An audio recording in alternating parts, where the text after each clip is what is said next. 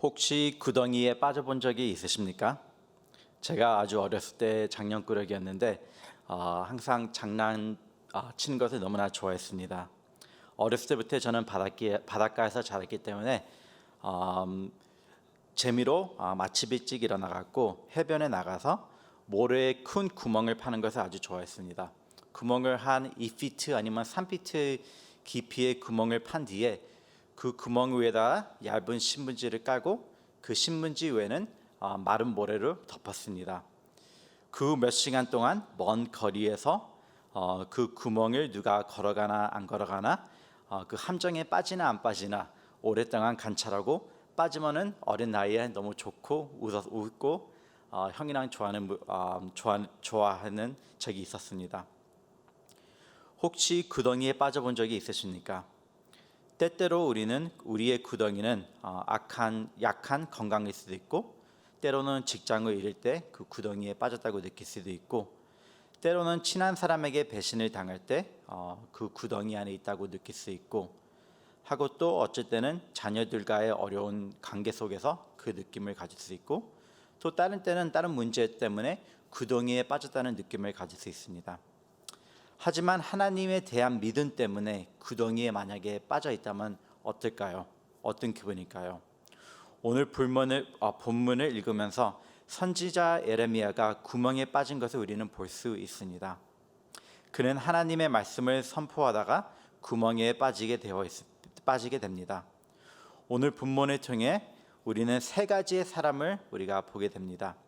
이 세 그룹의 사람을 살펴보면서 우리가 어떤 그룹에 속해 있는지, 또 우리가 어떻게 변화를 해야 하는지 살펴보도록 하겠습니다. 첫 번째 그룹은 1절에서부터 4절에 나와 있습니다. 이들은 아주 고집이 센 고난들이었습니다. 그들은 자신들의 의견만이 옳다고 생각하는 사람들이었습니다. 자신들의 생각만이 옳고 자신들의 의견만이만 옳다고 생각하는 사람들이었습니다. 그들을 동의하지 않으면 그들을 적으로 여겼고 하고, 또 자기들의 의견을 따르지 않으면 죽음으로까지 몰아가는 행동을 하는 것을 보게 됩니다. 이 고집센 고난들은 누구였을까요? 1절을 보면 그들이 누구누구의 아들이라고 나옵니다. 그 당시에 누구누구 아들이라고 하면은 그 뜻은 바로 이 사람들은 잘 나가는 집의 자녀들이라는 것을 우리는 알습니다. 그들은 건세가 센 사람들이었고 돈도 많고 힘도 센 사람들이었습니다. 그런데 이 고난들은 친애국파이었습니다. 전에 우리 한국에서 친일파가 있듯이 이 당시에 친애국파가 있었습니다. 이 친애국파 고난들은 이제 이 사람들이 생각하기엔 우리가 애굽이랑 손을 잡아야만이만 우리가 바벨론에서 우리가 포로로 살지 않고 우리가 애굽과의 손을 잡아야 우리가 유일히 살 수 있는 방법이라고 생각하는 사람들이었습니다. 그래서 그들은 예레미야가 우리가 살 수 있는 방법은 오직 바벨론에게 항복하는 거라고 선포할 때 이 사람들은 예레미야 선지자의 말을 듣기 싫었고 그를 죽이고 싶었고 그렇게 행동까지 하는 것을 우리가 보게 됩니다. 2절과 3절에서 볼 수 있듯이 선지자 예레미야는 사람들이 살 수 있는 방법은 오직 한 가지라고 선포를 하였습니다. 항복하지 않으면 죽을 거라고 선포했습니다. 굶어 죽든 병을 걸러서 죽든 다 죽게 될 것이라고 말씀하고 있습니다. 그들이 살 수 있는 방법은 단 한 가지인데 바벨론에게 항복을 해야지 살 거라고 선포를 했습니다. 진정한 선지자로서 예레미야는 사람들이 싫건 좋건 하나님의 말씀을 올바르게 전하는 일을 했습니다. 그러나 고난들은 예레미야의 말을 듣기 싫어했습니다. 그들이 살아남을 수 있는 방법은 오직 애국과 손을 잡아야지 산다고 생각했고 그 고집에 깊게 잠겨 있었습니다. 그래서 그들은 무엇을 합니까? 그들은 4절에 보면은 왕에게 나가서 예레미야를 죽여야 한다고 이제 왕에게 이제 강구를 하는 것을 보게 됩니다. 고난들은 첫 번째 사람들의 그룹입니다. 그들은 고집이 아주 셌습니다. 그들은 오직 자기 생각만이 옳다고 생각하는 사람들이었습니다. 고난들은 애굽과 손을 잡아야 하지만 자기들에게 희망이 있다고 생각하는 사람들이었습니다. 하나님께서 우상 숭배 죄 때문에 그들을 멸하고 있었지만 그들은 그것을 깨닫지 못하고 회개하지 못했습니다. 그들은 하나님을 찾지 않고 그들의 생각이 옳다고 맞다고 그 생각만을 고집하는 사람들이었습니다. 그들은 무고한 사람들을 죽이기까지 할 정도로 그 생각에 박혀있던 사람들이었습니다. 이 말씀이 하나님에게 나오는 말씀이건 아니건 이 사람들은 중요히 생각하지 않았습니다. 이 고집센 고난들은 자신만의 방식이 옳다고 생각했습니다. 이렇게 센 고집을 한자로 뭐라고 하는지 아십니까? 고집 센 사람을 한자로 똥고집이라고 하는 것입니다. 이 사람들은 자신의 고집이 맞다고 생각하고 남들은 틀렸다, 남들은 적이라고 생각을 했습니다. 이 고집 센 고난들은 선지자 예레미야를 부를 때 선지자라고 부르지도 않습니다.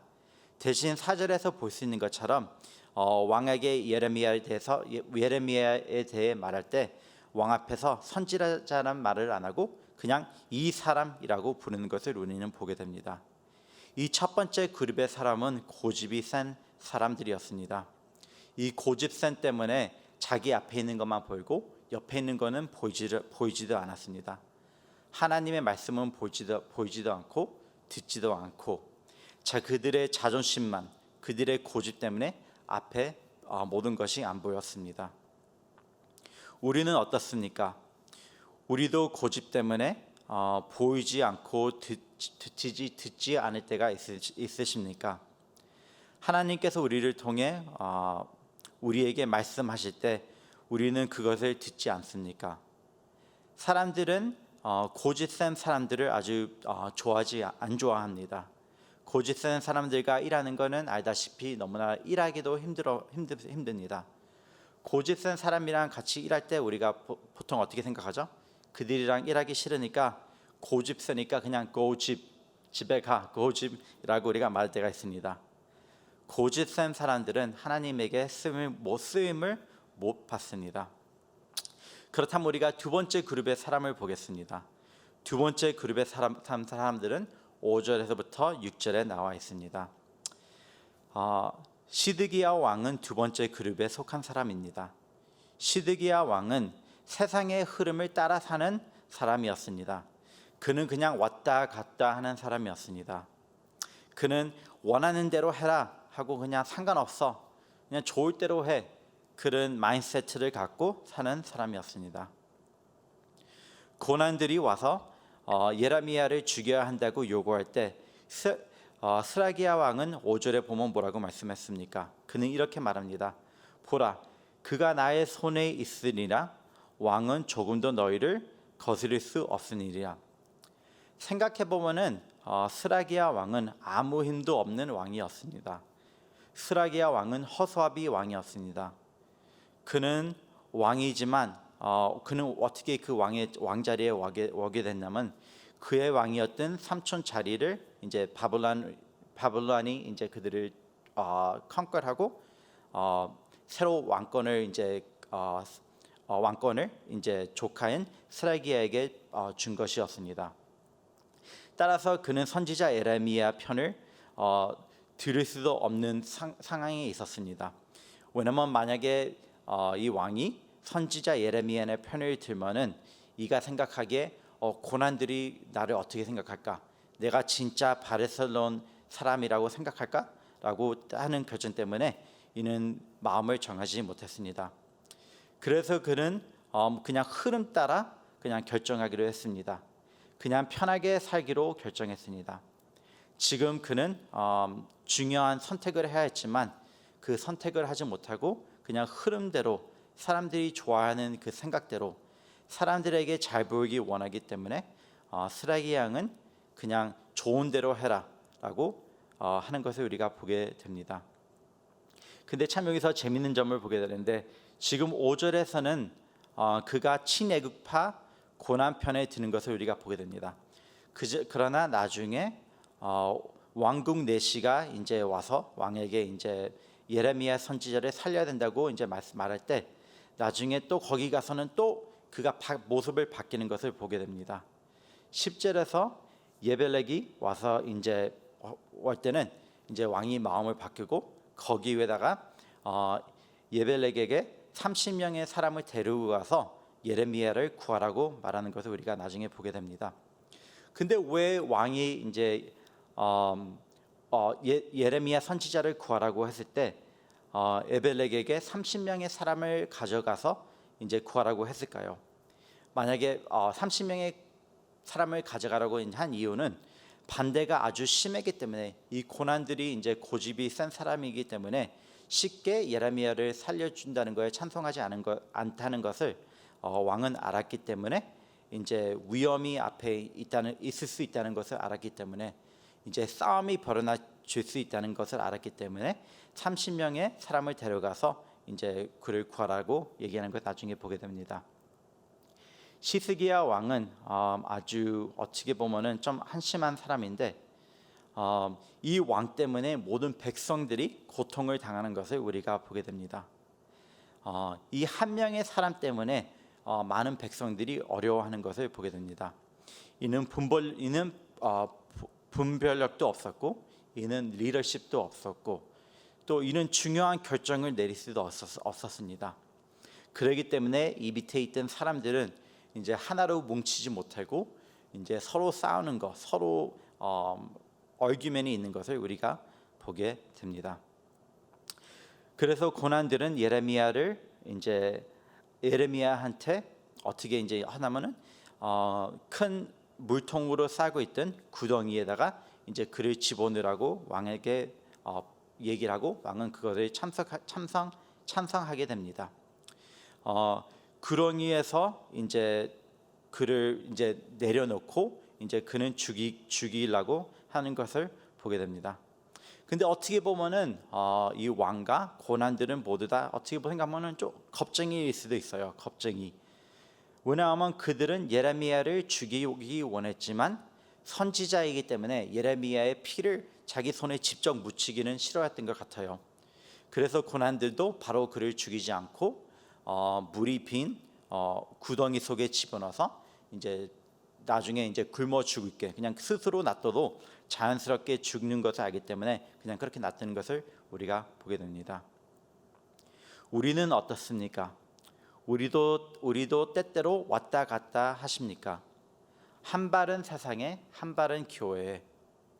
하나님의 백성으로서 우리는 구별된 삶을 살아야 한다는 것은 우리는 압니다. 그렇다면 우리는 어떻게 살아야 합니까? 우리는 하나님의 백성으로서 하나님의 말씀을 붙잡고 살아야 합니다. 우리는 하나님의 백성으로서 우리는 기도를 붙잡고 살아야 합니다. 그러면 우리가 이제 세 번째 그룹의 사람을 보겠습니다. 세 번째 그룹의 사람은 7절부터 10절에 나오는 것을 우리가 보게 됩니다. 왕궁 내시인 예벨렉이라는 사람을 보게 됩니다. 이 예벨렉이 바로 세 번째 그룹에 속하는 사람입니다. 이는 이스라엘 사람이 아니었습니다. 이는 이티오피아의 사람의 출신의 이방인이었습니다. 그러나 이는 왕 앞에서 진실된 말을 왕 앞에 하는 걸 우리가 보게 됩니다. 그는 왕 앞에서 와서 선지자 예레미야를 구덩이에서 건져내야 한다고 왕에게 말하는 것을 우리가 보게 됩니다. 빨리 죽기 전에 이를 살려내야 합니다라고 왕에게 말하는 것을 우리가 보게 됩니다.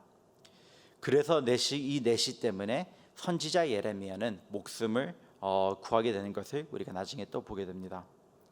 그렇다면 왜 이 내시 에벨렉이 왜 이 선지자 예레미야를 구하기 원했을까요?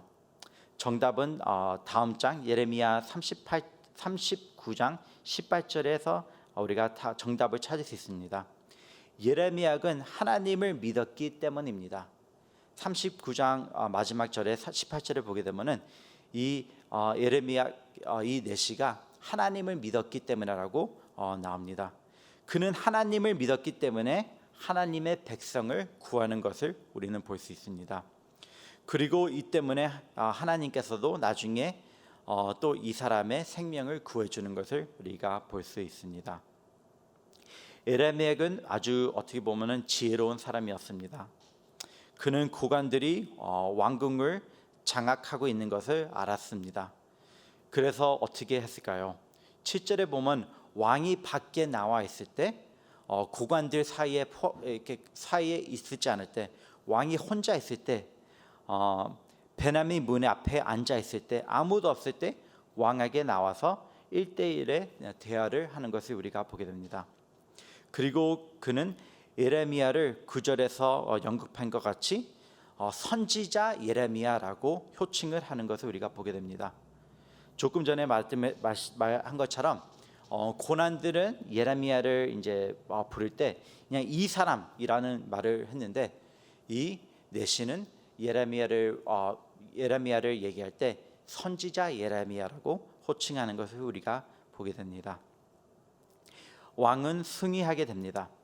예레미야는 이제 헝겊과 낡은 옷을 모아 긴 밧줄을 만들어 선지자 예레미야를 이제 이 깊은 구덩이에서 꺼내는 것을 보게 됩니다.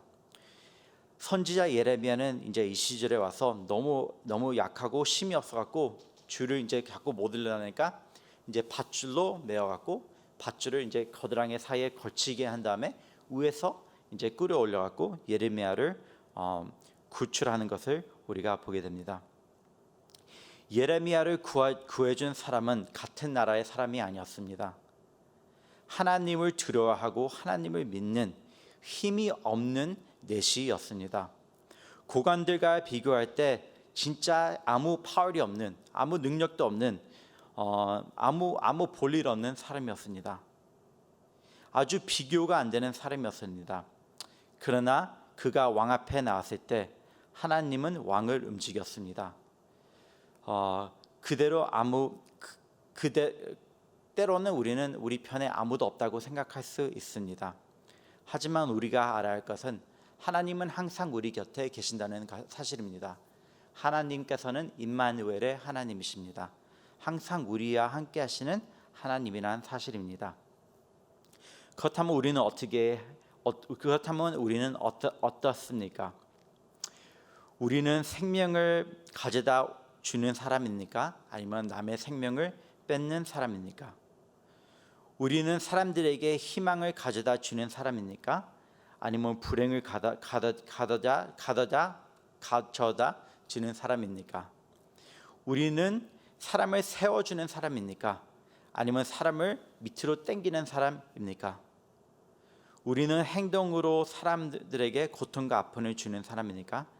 아니면 에벨렉처럼 우리가 그리스도의 백성으로서 하나님의 사람으로서 사람들에게 힘을 주고 사람들에게 희망을 주고 사랑을 주고 생명을 주는 사람입니까? 이 세 그룹 중에서 우리는 어느 쪽에 속해 있습니까? 혹시 고집센 고난들입니까? 하나님이 뭐라고 해도 난 상관없어, 난 내 뜻대로 할 거야, 그냥 내가 옳으면 옳은 거야 라고 생각하고 살고 있습니까? 아니면은 스라기야 왕처럼 생각합니까? 그냥 왔다 갔다, 한 발은 교회, 한 발은 세상에, 그냥 사람들에게 인정받고 그냥 편하게 살길 원하십니까? 아니면 예벨렉처럼 살길 원하십니까?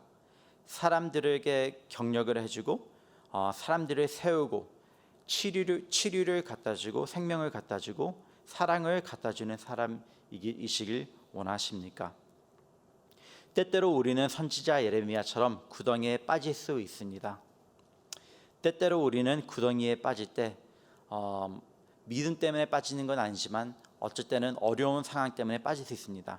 건강이 약하고 직업이 이제 파이낸스가 힘들어갖고 빠질 때도 있고 관계 때문에 구덩이에 빠졌다고 느낄 때도 있습니다. 하지만 우리가 구덩이에 빠졌을 때 우리는 어떻게 해야 할까요? 구덩이에 있을 때, 구덩이에서 빠졌을 때 우리가 나가기 위해서 하나님을 바라보지 않고 우리가 세상 것을 바라볼 때가 가끔 있습니다. 우리가 세상 유혹을 따라 우리가 구덩이에서 빠져나가려고, 우리 스스로 빠져나가려고 할 때가 있는 것은 우리는 압니다. 그러나 우리는 세상의 것으로 향하는 대신 우리는 그리스도인이기 때문에 우리는 하나님을 바라보고 하나님을 위지하고 하나님을 바라봐야 한다는 사실입니다. 하나님을 바라본다는 것은 무슨 의미를 가져 있을까요? 그것은 바로 우리가 계속해서 하나님을 붙잡고 우리는 기도의 사람이 되어야 한다는 사실입니다. 하나님을 기다린다는 것은 오직 하나님 한 분만 신뢰한다는, 하나님 한 분만 믿고 신뢰한다는 것입니다. 하나님을 기다린다는 것은 우리가 하나님을 끝까지 순종해야 한다는 것입니다. 하나님을 기다린다는 것은 우리가 하나님을 붙잡고 하나님을 씩한다는 뜻입니다. 또 하나님을 기다린다는 것은 우리가 아무리 어려움 속에 있어도 우리가 기쁨으로, 행복함으로 하나님을 붙잡고 하나님을 의지해야 한다는 것입니다. 오늘 본문에서 바로 예레미야 선지자가 그랬습니다. 또 요셉도 우리가 그런 것을 우리가 봅니다. 다니엘도 구덩이에 빠져 있을 때 하나님을 의지한 것을 봅니다. 그리고 또 예수 그리스도께서 십자가에 못 박혀졌을 때도 하나님을 붙잡고 하나님을 의지한 것을 우리가 보게 됩니다. 이와 같이 우리도 이렇게 하나님을 붙잡고 아무리 힘든 상황이 있어도 우리가 하나님을 의지해야 한다는 것을 우리가 보게 됩니다. 우리 다 같이 이 시간은 기도하는 시간을 가졌으면 합니다.